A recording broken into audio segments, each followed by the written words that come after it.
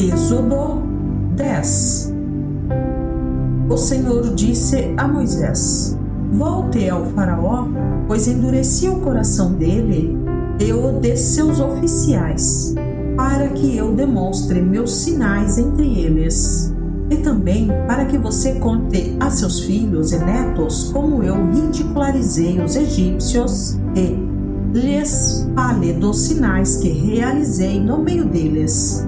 Assim, vocês saberão que eu sou o Senhor. Moisés e Arão foram ver o faraó novamente e lhe disseram: Assim diz o Senhor, o Deus dos hebreus: Até quando você se recusará a submeter-se a mim? Deixe meu povo sair para me adorar. Se você se recusar, tome cuidado. Amanhã trarei sobre seu território uma nuvem de gafanhotos. Cobrirão toda a terra, de modo que não se poderá ver o chão.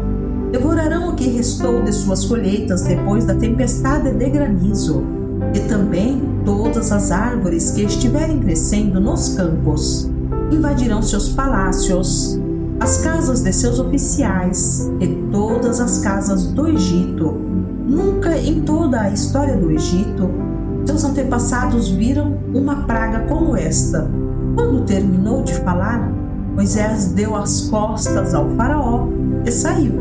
Os oficiais da corte se aproximaram do faraó e suplicaram: Até quando o faraó permitirá que esse Moisés seja uma ameaça para nós? Deixe os homens saírem para adorar o Senhor, o Deus deles. O faraó não vê que o Egito está em ruínas? Logo, Moisés e Arão foram trazidos de volta à presença do faraó.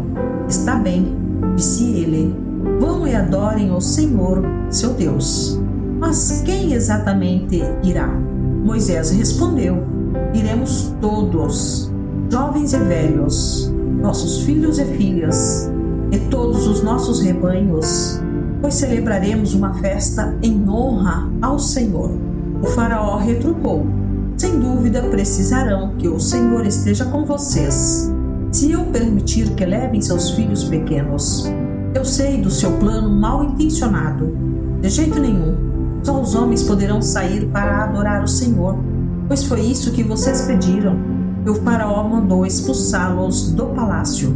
Então o Senhor disse a Moisés: Estenda a mão sobre a terra do Egito para que venham os gafanhotos, e eles cubram a terra do Egito e devorem todas as plantas que sobreviveram à tempestade de granizo.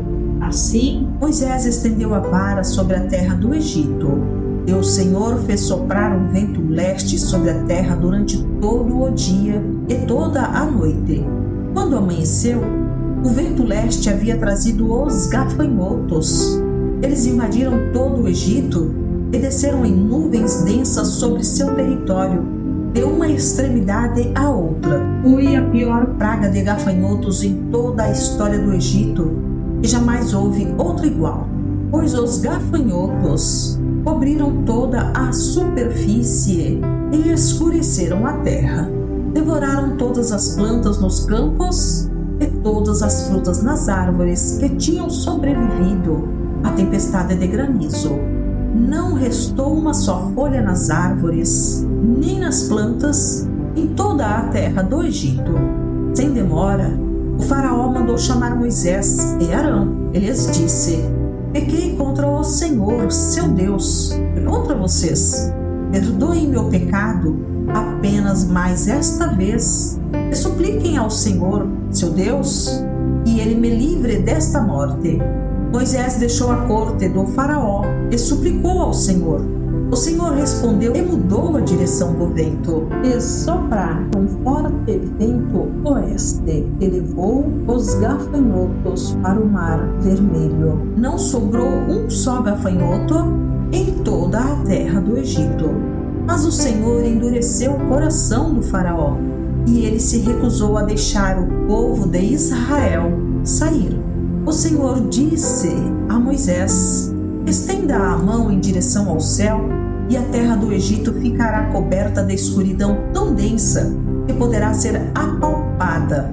Moisés estendeu a mão em direção ao céu e uma escuridão profunda cobriu toda a terra do Egito por 3 dias.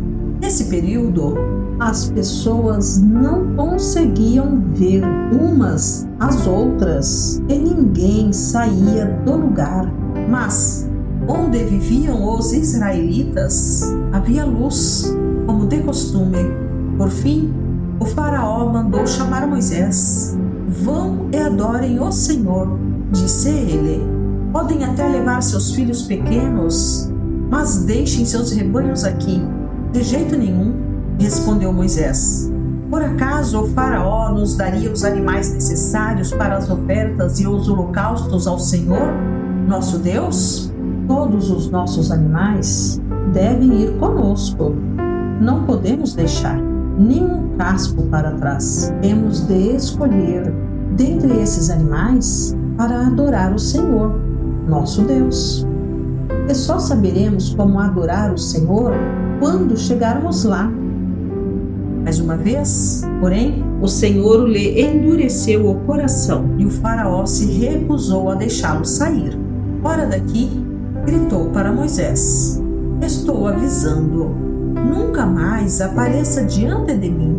No dia em que vir meu rosto, você morrerá. Muito bem, respondeu Moisés. Nunca mais verei seu rosto novamente. Êxodo 11. Então o Senhor disse a Moisés: atingirei o faraó e a terra do Egito com mais uma praga. Depois disso, o faraó os deixará sair de seu território. Quando, por fim, ele permitir que saiam, praticamente os expulsará.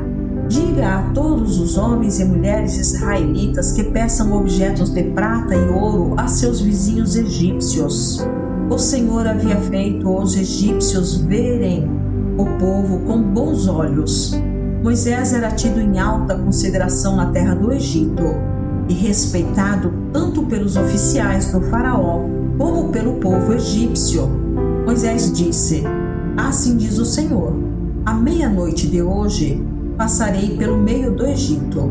Morrerão todos os filhos mais velhos do sexo masculino em todas as famílias do Egito, desde o filho mais velho do faraó, sentado em seu trono, até o filho mais velho da serva mais humilde que trabalha no moinho. Até mesmo os primeiros machos dentre todos os animais morrerão. Então se ouvirá um grande lamento na terra do Egito, um lamento como nunca houve e nunca mais haverá. Quanto aos israelitas, porém, nenhum cão latirá contra eles ou seus animais. Com isso vocês saberão que o Senhor faz distinção entre os egípcios e os israelitas. Todos os oficiais do Egito virão até mim e se curvarão, suplicando: por favor, vá embora. Saia logo do Egito e leve com você todo este povo que o segue. Só então eu sairei. E, ardendo de ira, Moisés saiu da presença do faraó. O Senhor tinha avisado a Moisés: o faraó não lhe dará ouvidos. Por isso farei milagres ainda mais poderosos na terra do Egito. Moisés e Arão fizeram todos esses milagres na presença do faraó, mas o Senhor lhe endureceu o coração. Ele se recusou a deixar o povo de Israel sair de sua terra. Êxodo 12.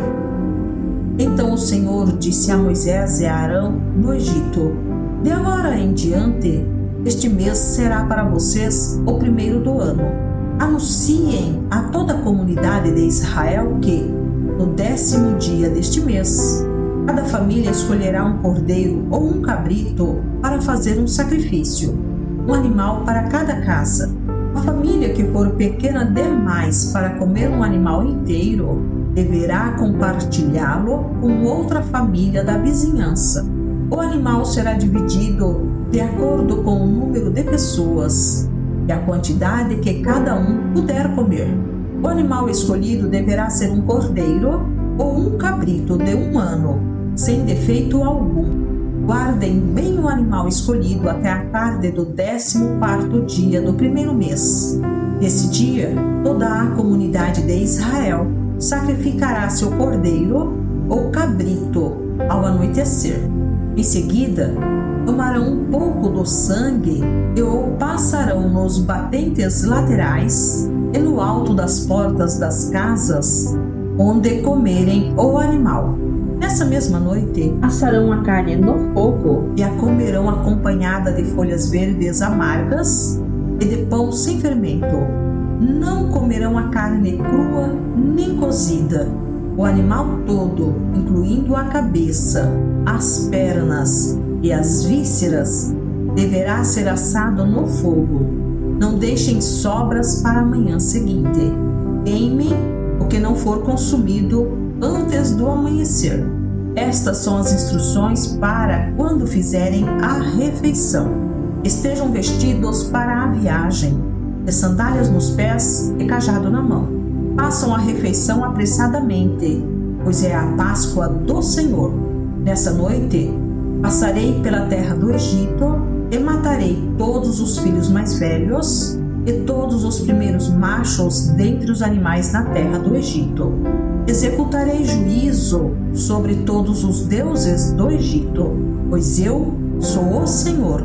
Mas o sangue nos batentes das portas servirá de sinal e marcará as casas onde vocês estão. Quando eu vir o sangue, passarei por sobre aquela casa. E, quando eu ferir a terra do Egito, a praga de morte não os tocará. Este será um dia a ser recordado todo ano, de geração em geração. Vocês o celebrarão como festa especial para o Senhor. Essa é uma lei permanente. Durante 7 dias, comerão pão sem fermento. No primeiro dia da festa, removerão das casas qualquer mínima quantidade de fermento. Quem comer pão com fermento durante algum dos 7 dias da festa será eliminado do meio de Israel. No primeiro e no 7º dia da festa, todo o povo celebrará um dia oficial de reunião sagrada. Não será permitido nenhum tipo de trabalho nessas datas, exceto o preparo da comida. Celebrem a festa dos pães sem fermento, pois ela os lembrará de que eu tirei suas multidões da terra do Egito exatamente nesse dia. A festa será uma lei permanente para vocês. Celebrem-na nesse dia de geração em geração. O pão que comerem será preparado sem fermento desde a tarde do 14º dia do primeiro mês até a tarde do 21º dia do mesmo mês. Durante os 7 dias, não deverá haver qualquer mínima quantidade de fermento em suas casas. Quem comer algo preparado com fermento durante a semana será eliminado do meio de Israel. Essas regras se aplicam tanto aos estrangeiros que vivem entre vocês, como aos israelitas de nascimento. Durante esses dias, não comam coisa alguma preparada com fermento. Onde quer que morarem, comam apenas pão sem fermento. Em seguida, Moisés mandou chamar todos os líderes de Israel e lhes disse: vão, escolham um cordeiro ou um cabrito para cada família e sacrifiquem o animal para a Páscoa. Deixem o sangue escorrer para uma vasilha. Tomem um feixe de ramos de isopo e molhem-no com o sangue. Usando o isopo, passem o sangue nos batentes laterais e no alto da porta das casas. Ninguém saia de casa até o amanhecer, pois o Senhor passará pela terra para ferir mortalmente os egípcios. Mas, quando ele vir o sangue nas laterais e no alto da porta, passará por sobre aquela casa. Não permitirá que o anjo da morte entre em suas casas para matar vocês.